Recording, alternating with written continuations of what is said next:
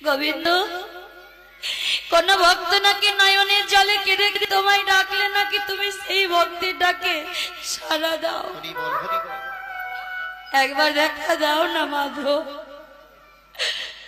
একবার দেখা দাও। তুমি নাকি ভক্ত বাঞ্ছা গল্প তরু ওই প্রাণনা হরি বল হরি বল। একবার দেখা দাও মাধব, একবার দেখা দাও। সরস্বতী বনে যখন আমার তুলসী খাচ্ছে গোবিন্দ গোবিন্দ বলে, দেখুন মা, কোন ভক্ত যদি প্রেম ভক্তি অনুরাগ দিয়ে আমার ভগবানকে ডাকতে পারে, ভগবান কি সেই ভক্তিটাকে সাড়া না দিয়ে থাকতে পারে?